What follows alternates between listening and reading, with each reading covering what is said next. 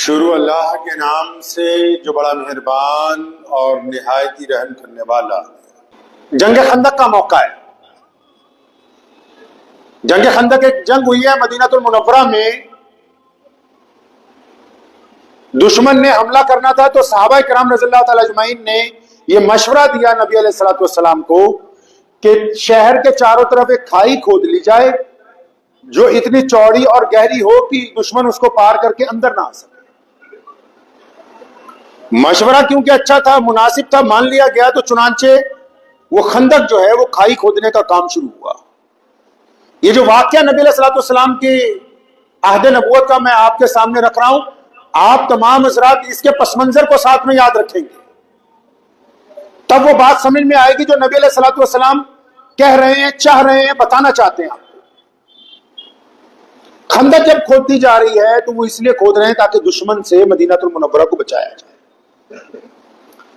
کھدائی اس حالت میں ہو رہی ہے کہ گرمی ہے، شدت ہے، تیز دھوپ ہے، یوں سمجھ لیجئے جون جولائی کا مہینہ ہے، ویسے بھی علاقہ گرم ہے، ریگستان ہے۔ اور دوسری تکلیف یہ ہے کہ ان دنوں مدینہ المنورہ میں قحط پڑا ہوا، کھانے پینے کی چیزیں زیادہ نہیں ہیں، کم ہیں، کیونکہ فصل اچھی نہیں ہوئی۔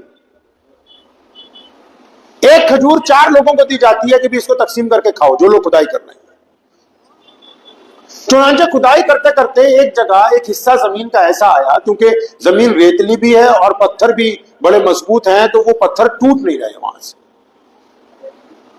تو حضرات صحابہ کرام رضی اللہ تعالی اجمعین نے جب پوری کوشش کی وہ پتھر نہیں ٹوٹے، تو نبی علیہ الصلوۃ والسلام کو اطلاع دی کہ وہ جو کھائی وہاں کھود رہے ہیں تو ایک سلیب بڑی سی آ گئی ہے، پتھروں کی تہ آ گئی ہے جو ٹوٹ نہیں رہی۔ تو پیارے پیغمبر محمد صلی اللہ علیہ وسلم خود موقع پر پہنچے۔ پھر ذہن میں رکھیے کہ مدینے کو بچانے کے لیے خندق کھود رہے ہیں، گرمی ہے، شدت ہے، پسینہ ہے، پیاس ہے، ساز و سامان کم ہے، حالت بڑی نازک حالت ہے اس وقت۔ اب نبی علیہ الصلوۃ والسلام موقع پر پہنچے، صحابہ کرام نے عرض کی یا رسول اللہ صلی اللہ علیہ وسلم یہ سلیب جو ہے، یہ پتھر کا ٹکڑا جو زمین میں ہے بہت بڑا، یہ ٹوٹ نہیں رہا۔ تو پیارے نبی علیہ الصلوۃ والسلام نے وہ جو گھن تھا ہتھوڑا اپنے ہاتھ میں پکڑا اور اللہ کا نام لے کے اس پتھر کے اوپر جب پہلی ضرب ماری، یہاں آپ کو بتاتا چلوں کہ بہت سارے لوگ کہتے ہیں نا نبی علیہ الصلوۃ والسلام امی ہیں، یعنی امی کا مطلب یہ ہے کہ ان کا کوئی استاد نہیں ہے، ورنہ اسلام کی تواریخ اس بات کی گواہ ہے جب نبی علیہ الصلوۃ والسلام کی ولادت ہوئی تو چند لمحوں میں تمام انبیاء کے پاس جتنا علم ہے اور پوری کائنات میں جتنے علم کے رموز ہیں، جتنی تعلیم ہے، جتنے راز ہیں، وہ تمام کے تمام اللہ نے محمد رسول اللہ صلی اللہ علیہ وسلم کو منتقل کر دی اسی وقت۔ اور ایک جنتی آدمی جو ہوگا اس میں 70 دنیا کے مردوں کی طاقت ہوتی ہے، اور ایک نبی میں 70 جنتیوں کی طاقت ہوتی ہے، اور یہ تو محمد رسول اللہ ہے، تمام نبیوں کے سردار ہیں، تو ان کی طاقت کا اندازہ لگائیے آپ کیا ہوگی۔ اب نبی علیہ الصلوۃ والسلام نے پہلا ہتھوڑا مارا، وہ جو پتھر ٹوٹ نہیں رہا تھا سلیب پچھلے ایک ہفتے سے، ایک ہی ضرب میں اس میں آر پار درار پیدا ہو گئی۔ تو صحابہ کرام رضی اللہ تعالی اجمعین نے اللہ کا شکر ادا کیا۔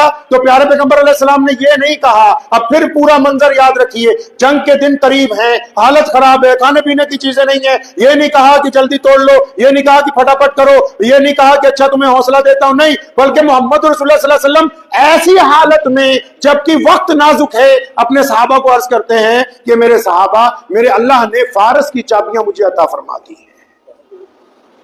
فارس ایک ملک ہے قریب میں جس کو آج ایران کہتے ہیں، فرمایا میرے اللہ نے فارس کی چابیاں مجھے عطا فرما دی۔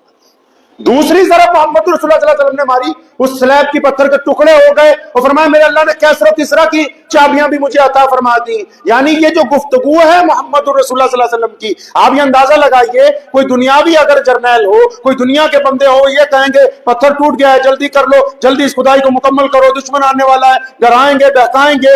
یہاں محمد رسول اللہ نازک حالات میں بھی، جو وقت پریشانی کا ہے، اس حالت میں بھی اپنے صحابہ کو خوشخبری سنا رہے، ڈرا نہیں رہے۔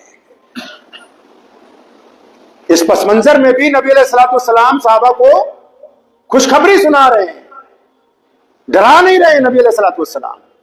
اور پھر آر جائیے، نبی علیہ السلام جب ہجرت میں روانہ ہوئے مدینہ المنورہ کی طرف، تو سراقہ جو ہے کیونکہ مکے والوں نے اعلان کیا تھا کہ اگر کوئی نعوذ باللہ محمد رسول اللہ کو گرفتار کروا دے 100 اونٹ اس کو دیں گے. تو سراقہ جو ہے نبی علیہ الصلوۃ والسلام کی تلاش میں نکلا, کھوج بین کرنے والا بندہ تھا, اس نے پیارے پیغمبر علیہ السلام کو پا لیا راستے میں. تو جب قریب جانے لگا تو اس کے گھوڑے کے دونوں پاؤں زمین میں دھس گئے. اس نے نبی علیہ السلام سے معافی مانگی, اللہ رسول صلی اللہ علیہ وسلم نے معاف کر دیا. پھر اس نے یہی کیا. جب تیسری بار ایسا کیا, اب اندازہ لگائیے کہ کوئی کسی کو نعوذ باللہ اس نیت سے جا رہا ہو کہ میں ان کو نقصان پہنچاؤں گا, سامنے والا اس کے خلاف کچھ باتیں کرتا ہے, کچھ اقدام کرتا ہے. تو یہاں محمد رسول اللہ نے کیا کہا جب سراقہ نے تیسری دفعہ وہی حرکت کی پیچھے دوڑنے کی, اور فرمایا سراقہ میں تو تیرے ہاتھوں میں کیسر و کسرا کے کنگن دیکھتا ہوں. نبی علیہ السلام کی گفتگو سنیں, وہ پریشانی میں, دکھ میں, تکلیف میں جب بات کرتے ہیں تو پازیٹو بات کرتے ہیں, مثبت بات کرتے ہیں, ارادہ ان کا مثبت ہے. آپ صلی اللہ علیہ وسلم کی 63 سالہ زندگی میں کوئی ایک واقعہ بھی نیگیٹو نہیں ہے جس میں دنیا کے انسانوں کو یہ کہہ دیا ہو کہ اچھا ہٹ جاؤ, اچھا گھبرا جاؤ, اچھا چپ ہو جاؤ. نہیں, جبکہ 63 سالہ زندگی میں محمد رسول اللہ صلی اللہ علیہ وسلم نے عام حالات میں, گھر کی حالت میں, ازواجی زندگی میں, میدان جنگ میں جب بھی بات کی ہے تو لوگوں کو حوصلہ دینے کی بات کی ہے, پازیٹو بات کی ہے, دشمنوں تک سے پازیٹو بات کی ہے.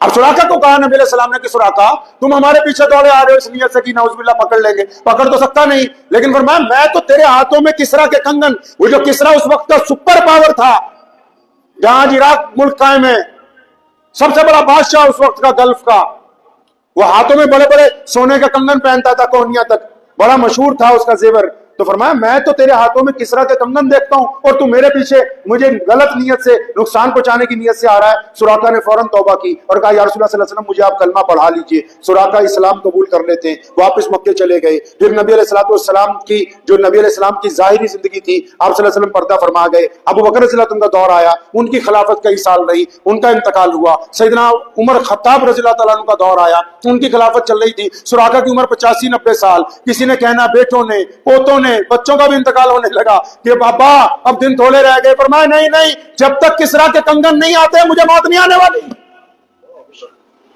کیونکہ محمد رسول اللہ کہہ گئے یہ بات. اور خالد بن ولید رضی اللہ عنہ نے جس دن کیسر و کسرا کو فتح کیا ہے وہاں پر ابو عبیدہ بن جراح امین الامت جہاں پر موجود ہیں ساتھ میں, تو وہ کنگن مدینہ المنورہ بھیجے گئے ہیں. اور پھر سیدنا عمر فاروق نے سراقہ کے پوتے کو بلا کے کہا کہ جاؤ اپنے دادا کو بلا کے لاؤ. کہ حضرت وہ تو بہت بیمار ہیں, اٹھتے بھی نہیں چارپائی سے. کہنا بس کان میں جا کے اتنا کہو کہ کنگن آ گئے. تو انتظار میں ہے کہ محمد رسول اللہ صلی اللہ علیہ وسلم نے جو گفتگو کی ہے, جو پیشن گوئی کی ہے, وہ سچ ہے اور انصاف کی بات ہے.